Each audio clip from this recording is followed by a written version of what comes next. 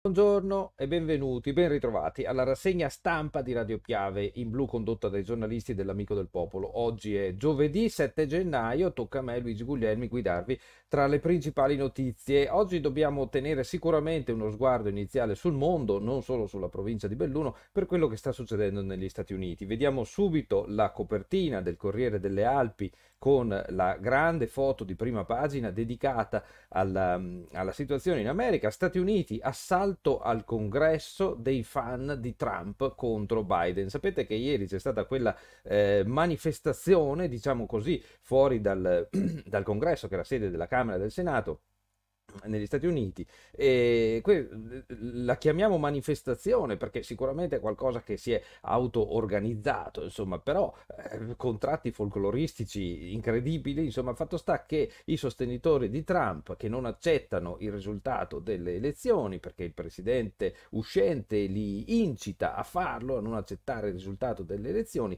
hanno tentato di occupare il congresso, sono riusciti ad entrare e alla fine, insomma, il bilancio è piuttosto pesante. I giornali locali però non ce lo possono, i giornali di carta non ci possono dare il risultato definitivo, insomma, speriamo che sia definitivo, di questi scontri, perché hanno chiuso le pagine ieri sera. Per cui andiamo un attimo eccezionalmente anche a vedere che cosa ci dice internet, ma intanto vi mostro anche qual è la prima pagina del Gazzettino, che su questo tema titola: Stati Uniti nel caos, Trump aizza i suoi seguaci, sparatoria e feriti, e invece ci sono stati anche i morti, lo vediamo adesso. Stati Uniti, assalto al congresso nel giorno della proclamazione, dice il Gazzettino, di Biden, e dopo che i democratici vincono in Georgia e ottengono anche la guida del Senato, scoppia la rivolta durante la protesta del popolo di Trump, che aizza i contestatori, uomini armati in Parlamento, spari e feriti. Dunque,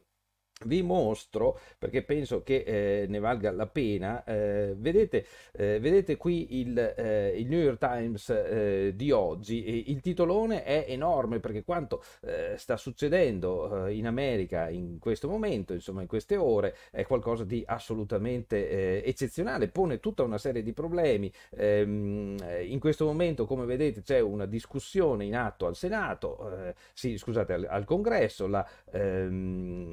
La Camera in diretta del New York Times ci mostra gli interventi appunto degli eletti che discutono le situazioni in America. Come vedete, il Congresso, dice il titolo, respinge il tentativo dell'Arizona, e c'è un dibattito aperto sulla Pennsylvania. Perché? Perché si tratta di prendere atto dei voti, delle situazioni dei vari stati dell'America. E ora vi mostro il Corriere della Sera, adesso il sito del Corriere della Sera. I fan di Trump assaltano il congresso. Il bilancio che risulta al Corriere della Sera adesso sul sito internet, vedete che risulta in aggiornamento, il bilancio è di 4 morti. Ci sarebbero stati 4 morti, una cinquantina di feriti, l'America è sotto shock. C'è l'ipotesi di rimozione, facendo appello a un particolare articolo della Costituzione americana, per Donald, il presidente uscente, che però in questo momento è ancora in carica, cioè Donald Trump. Questo è ciò che accade quando una vittoria viene strappata ai patrioti, e sono affermazioni prive di fondamento, perché i voti dicono che rappresentano una realtà diversa, cioè in altre parole Trump ha perso le elezioni, quindi le sue rivendicazioni sappiamo che non hanno fondamento.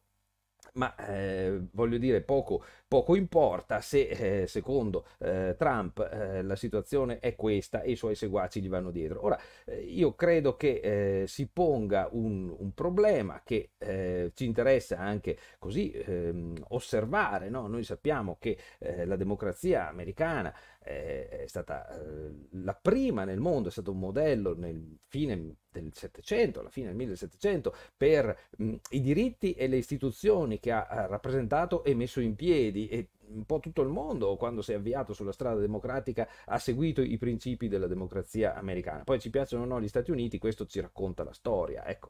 Ebbene, vedere che questa democrazia americana viene messa così in scacco da una situazione che forse prima di oggi non avrebbe potuto accadere, non sarebbe potuta accadere, perché oggi abbiamo questi mezzi di comunicazione velocissimi che sono i social. Trump è un attento e assiduo utilizzatore di questi sistemi.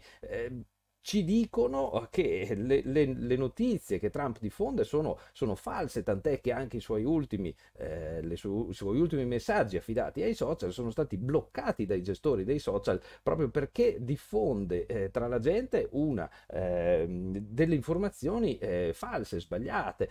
Allora, questo pone dei problemi veramente enormi, e credo che anche noi, come Italia, come Europa, come mondo occidentale, insomma, che in qualche modo facciamo riferimento, abbiamo fatto riferimento agli Stati Uniti, dovremmo tener conto di quello che sta succedendo lì, proprio per capire quali, come si può dire, quali soluzioni si possono trovare per evitare che uno scontro sociale, politico, acceso possa portare a delle distorsioni così evidenti della libertà di parola e del processo democratico, no? Dei processi democratici. Adesso basta con questo discorso, però credo insomma che quanto sta succedendo in America, come ha detto Biden, sia veramente un momento oscuro della storia americana, ma se vogliamo un momento oscuro per proprio nella storia delle democrazie, insomma, ecco. Bisognerà continuare a garantire assolutamente il diritto di parola, il diritto di espressione dell'opinione, le libertà di opinione, però quando un presidente, servendosi del suo ruolo,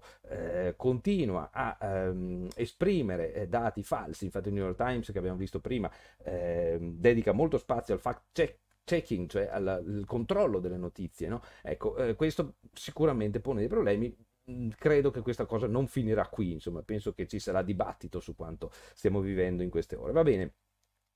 Volevo partire oggi dal Gazzettino perché mi sembra più sul pezzo per certi aspetti. Allora, dopo diamo un'occhiata anche al Corriere delle Alpi. Il titolone di apertura del Nazionale: una follia riaprire le scuole. Non si parla della situazione veneta, dove sappiamo che restano chiuse fino al 31 gennaio. La scelta operata da Zaia evidentemente sarebbe la scelta auspicata anche in senso più vasto, perché questo virgolettato che dice una follia riaprire le scuole si riferisce all'Italia, dove tra pochi giorni comunque le scuole dovrebbero riaprire in presenza. Ricciardi, che è il consulente del ministro Speranza, con 20.000 contagi al giorno non ha alcun senso. Scelte coraggiose o i positivi cresceranno ancora. Vaccinazioni, ne servono 20 milioni entro l'estate. Allora, il lancio è questo: una follia riaprire le scuole. Inevitabile la proroga dell'emergenza per altri 6 mesi. Dunque, non 6 mesi di proroga della chiusura delle scuole, proroga della situazione di emergenza che consente al governo una decretazione d'urgenza con i famosi DPCM, perché i DPCM, ricordiamolo, trovano un presupposto giuridico dall'autorizzazione che è stata legislativo, dall'autorizzazione che è stata data dal Parlamento al governo di poter emettere dei decreti tali da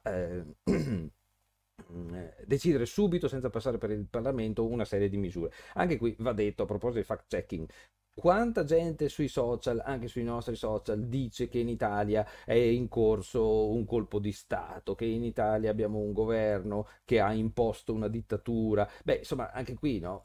Per carità, se scherziamo al bar possiamo anche dirsele queste cose. In realtà il processo democratico in Italia in questo momento è assolutamente rispettato, nel senso che c'è un Parlamento eletto dagli elettori. Questo Parlamento ha autorizzato il governo in questa situazione di emergenza a operare per decretazione d'urgenza. Quindi il governo, quando fa i DPCM, non è un dittatore, è stato autorizzato dal Parlamento a fare questo. Questo bisogna dirlo, che governi Conte, che governi Salvini o che governi chi si vuole domani, se l'operatività del governo si muoverà in questo senso, sarà perché il Parlamento ha autorizzato. Quindi siamo sempre nell'alveo democratico, no? Dell'utilizzo degli strumenti democratici di cui l'Italia si è dotata, no?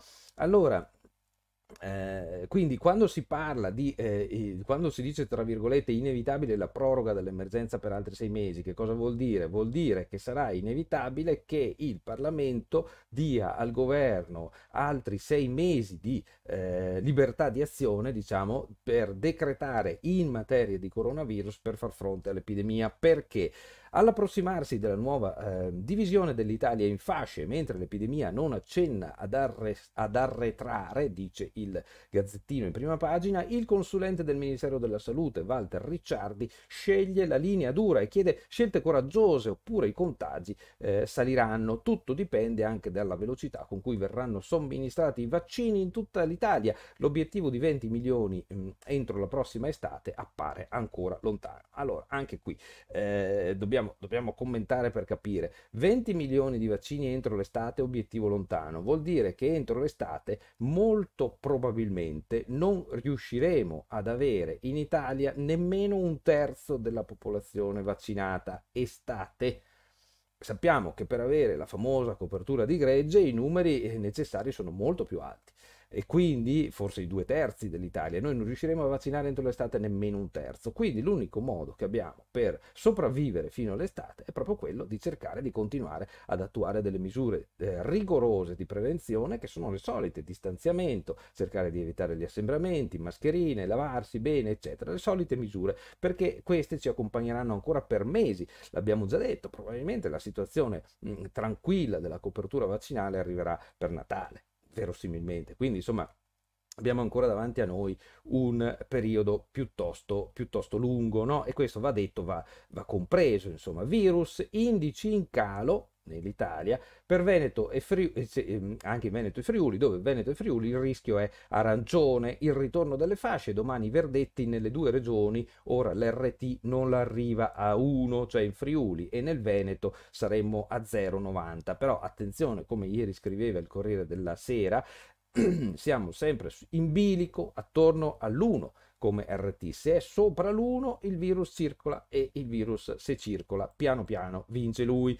Quindi capite quali sono i dubbi anche relativi alla riapertura delle scuole in presenza. La scuola mobilita un sacco di persone, sappiamo, perché ce lo dicono i numeri, che la fascia dei giovani delle superiori tende a veder accrescere il numero dei contagiati con le scuole aperte, perché sono giovani di un'età che socializzano di più, che magari per un senso anche di di ribellione rispetto alle regole sono poco inclini a rispettarle. Abbiamo visto, insomma, una crescita di una coscienza da parte dei ragazzi, ma non è sempre dappertutto così. Insomma, un po' a spanne, andando a spanne, insomma, il governo veneto ha deciso di chiudere le scuole perché il rischio è troppo alto che si torni sopra l'1. In questo momento, il dopo le feste ci sembrerebbe regalarci, insomma, una situazione di maggiore tranquillità, che va però costruita un po' alla volta. E anche qui bisogna citare un articolo di ieri del Corriere della Sera che paragonava la situazione del Veneto alla situazione della Germania, dove ieri ci sono stati 1000 morti, più di 1000 morti in solo 24 ore, quando in Italia ne abbiamo metà. Perché così tanti morti? C'era un accostamento tra la situazione della Germania e la situazione del Veneto, due aree, la Germania e il Veneto, che per bravura, cioè per quantità di sanità a disposizione, letti d'ospedale, eccetera, per situazione tutto sommato tenuta sotto controllo, per bravura, Germania e Veneto. Però questo ha determinato il lockdown soft, un lockdown leggero sia nella Germania sia nel Veneto, e alla fine con i lockdown leggeri ormai abbiamo capito come va a finire che vince il virus. Quindi probabilmente ci si sta orientando verso strette più decise, in questo senso le dichiarazioni di Ricciardi. Andiamo avanti con il Gazzettino. Vaccini, acceleriamo. Sì a quello di Moderna, ma all'Italia sono concesse poche dosi, anche perché l'Italia aveva puntato su un altro tipo di vaccino che viene prodotto anche in Italia, però questo vaccino è indietro rispetto alle autorizzazioni. Insomma, il governo invia alle regioni i primi 1500 operatori aggiuntivi per somministrare il vaccino, perché ne abbiamo, ma siamo anche lenti nel somministrarlo. Il Veneto è una delle regioni che fanno meglio, va detto. Accordo con i medici di famiglia e con i pediatri per eseguire profilassi in studio. Arcuri ha inviato le siringhe sbagliate, virgolettato, i governatori le cercano in farmacia. Ci sono oggettivamente dei problemi nella distribuzione e nel dialogo tra il governo e le regioni, non c'è nessun dubbio.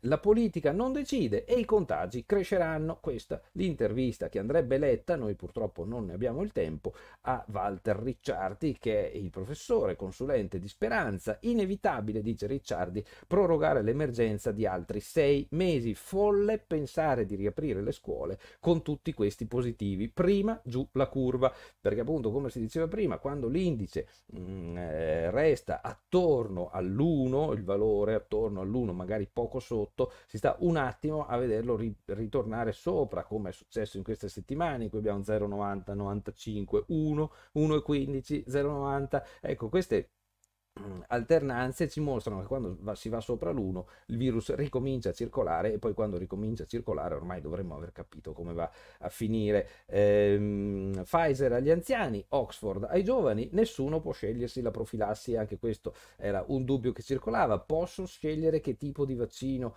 fare, perché sappiamo che i vaccini hanno caratteristiche diverse e, diciamolo pure, potenzialmente anche dei rischi diversi. Eppure non sarà possibile decidere quale vaccino voglio, cioè devo stare alle indicazioni che vengono fornite dallo Stato. L'emergenza a nord-est, scuola, proteste contro lo stop, ma il rientro potrebbe slittare. Da oggi in classe gli alunni di elementari e medie superiori. Gli studenti di sinistra scendono in piazza delle superiori. Non è escluso che la regione proroghi la chiusura oltre il 31 gennaio, dipenderà dal quadro sanitario. Quindi avete capito, bisogna vedere come vanno questi indici. Non è escluso che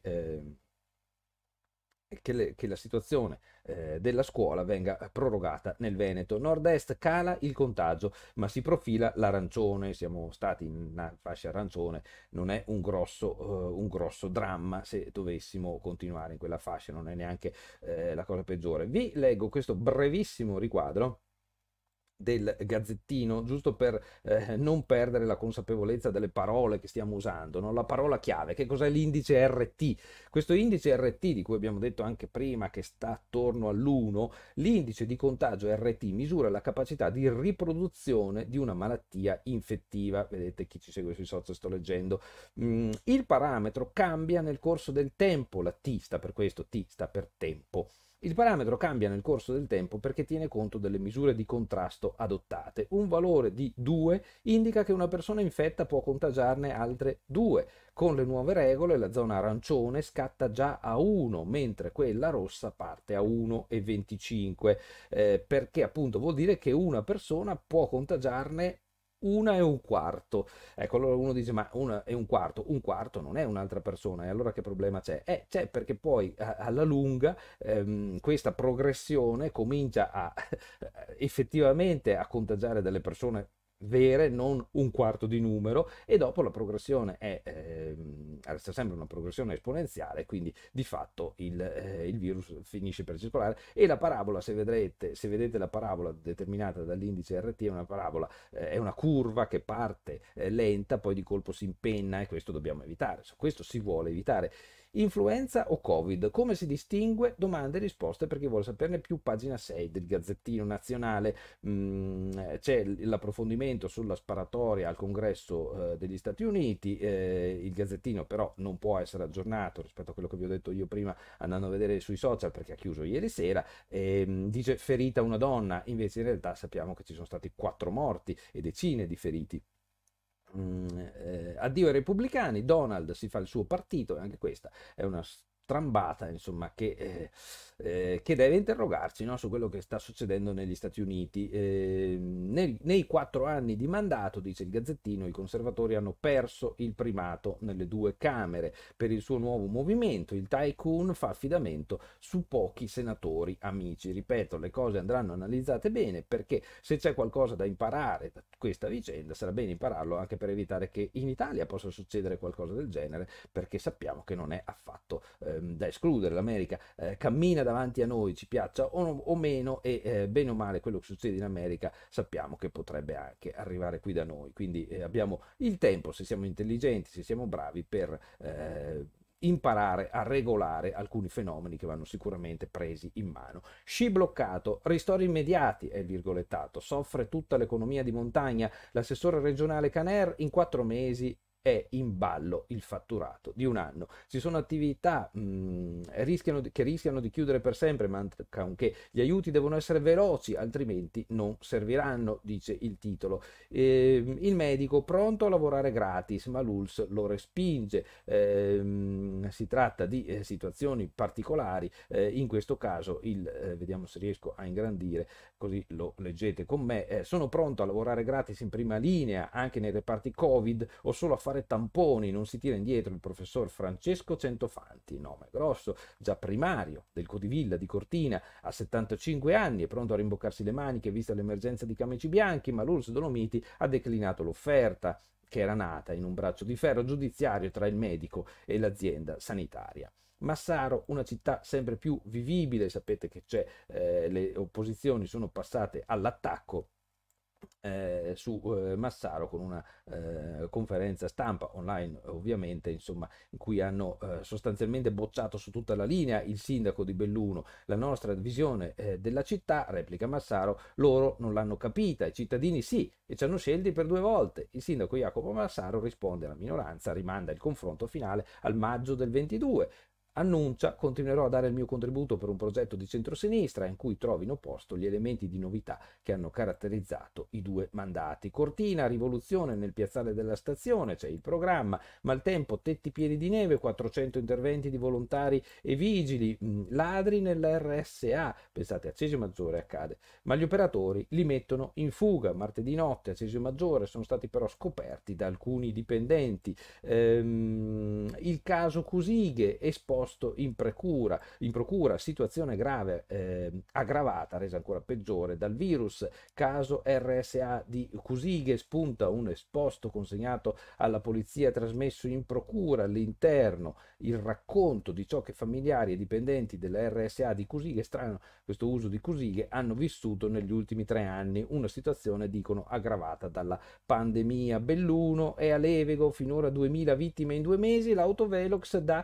50 multe al giorno. Avete presente Levego? Attenzione, funziona e come. 50 multe al giorno, 3.350 da novembre ad oggi. L'autovelox di Levego rimpingua le casse comunali del comune di Belluno e il comune ritocca le previsioni per l'eccesso di velocità, punta ad incassare 1 milione di euro nel 2021. Rendiamoci conto di cosa può generare di soldi un autovelox, che peraltro è messo in una posizione dove davvero c'è pericolo a correre, tant'è che ci sono stati anche incidenti mortali in quella zona, quindi non è che sia messo per far cassa, come si dice. Bisogna andare piano, se si va piano non si prende la multa e il comune non fa cassa, insomma, ci si comporta con sicurezza. C'è la vicenda del dottor Centofanti, ma noi andiamo avanti e vediamo, scorrendo veloce, quali sono i titoli per poi passare, adesso lo facciamo subito, al Corriere delle Alpi. C'è la cronaca a pagina 8 del fascicolo locale del Gazzettino sulla vicenda dell'RSA di Cesio Maggiore, no? Poi c'è a pagina 9 notizie di un lutto, l'imprenditore Gianfranco Favero, morto Favero, uno dei pionieri della produzione di lampadari. Negli anni 60 con il fratello Ermando fondò la ditta di via Toà, e parliamo di Quero Vas, parliamo di un'importante struttura che vediamo quando passiamo da quelle parti. Frana del Monte Piz, il lago compie 2 secoli e mezzo, e parliamo del lago di Alleghe che ha questo anniversario, perché sapete che non c'era, è venuta giù una frana nel 1771 per essere precisi, e un libro ricostruisce adesso questa vicenda. Il libro è del collaboratore dell'Amico del Popolo, nonché amico anche mio, Giorgio Fontanive, e quindi volentieri diamo conto di questa presentazione che il Gazzettino fa del suo nuovo libro sull'anniversario, appunto, 2 secoli e mezzo della frana che ha generato il lago di Alleghe. Borgo Valbelluna da Ornella, l'ultimo gelato, tramontati gli anni d'oro. Dopo 37 anni di attività si abbassano per sempre le serrande del noto locale. Decisione presa nel gennaio scorso, a 70 anni, non voglio zoppicare nel bar, dice il virgolettato, che è un'intervista alla protagonista. Cortina, l'ex stazione, si volta pagina, e poi le pagine dello sport, sulle quali io di solito sorvolo e mi scuso se ci sono più attese sullo sport. Veneto, 800 vaccinatori in più è il titolone di apertura del Corriere delle Alpi. Vi dicevo già della foto del titolo su Biden e Trump, su quello che sta succedendo in America. Clienti al banco del Bar Europa, 5 giorni di chiusura. Rilancio ACC, sindacati in pressing sul ministro. Qui le cose non stanno andando benissimo.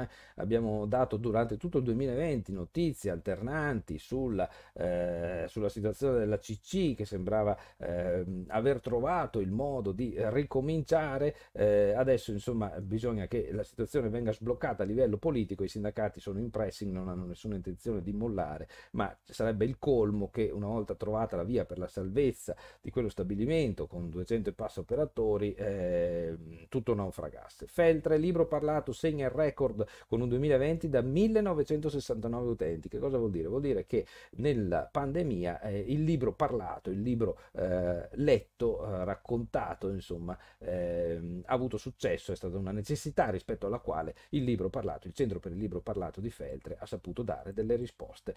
Le città in crisi e l'upper class vuole la montagna. Leggiamo questo taglio basso, la nuova tendenza. Lo smart working è un'opportunità da Gstaad a Crans-Montana, da St. Moritz in Svizzera a Courchevel, Megève, Saint-Gervais-les-Bains in Francia, ma anche le italiane Cortina d'Ampezzo e Courmayeur stanno aprendo le loro porte ai nuovi facoltosi abitanti che scelgono magari di venire in periferia, nella nostra periferia in questo caso, per lavorare e vivere dove si sta più tranquilli, c'è più sicurezza. Non sarebbe una brutta notizia per noi se si convertisse un po' questo modello che finora ci ha portati ad accentrare tutto nelle grandi città, perdendo molto in qualità della vita. Dall'EMA, che è l'agenzia europea, il via al vaccino di Moderna, quindi è possibile l'utilizzo di un altro vaccino. Arcuri, tutti immuni entro fine estate, dice il capo della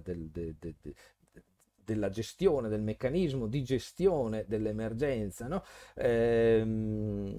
Sappiamo che le cose sono piuttosto così dubbie, no? Roma promette 800 vaccinatori al Veneto. Zaia ha dichiarato che il cronoprogramma della regione del Veneto prevede, se Roma consegnerà i vaccini in tempo, che le vaccinazioni vengano eseguite, saremo in sicurezza entro giugno, e questo sarebbe una cosa molto importante. Il PD propone di vaccinare subito i giovani, garantendo così il rientro in classe. Sono questioni assolutamente non facili da affrontare. Federpharma dice no ai tamponi rapidi. Questa è bella. Grubis e Ricci, le nostre farmacie non hanno gli spazi adeguati, ci manca il personale per poterli eseguire. Non poche le accelerazioni un po' discutibili che sono state compiute su questa storia dei vaccini, dei tamponi rapidi da fare anche in farmacia.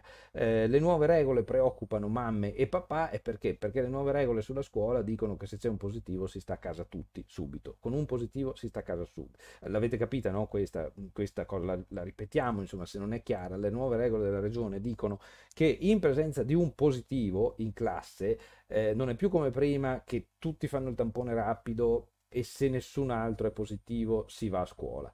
Se c'è un positivo, adesso le nuove regole dicono tutti stanno a casa 10 giorni, e alla fine dei 10 giorni si fa il tampone, ma quello molecolare, cioè il tampone più serio, diciamo così, e solo allora si ritorna in classe. Quindi è abbastanza evidente, visto come era andata prima di Natale, penso soprattutto a certe situazioni che ho anche conosciuto in Agordino, con stop and go continui, insomma, è abbastanza evidente che dobbiamo aspettarci per le scuole che fanno in presenza un continuo alternarsi tra scuola e casa, perché il virus circola ed è logico che nelle classi compariranno senz'altro i positivi.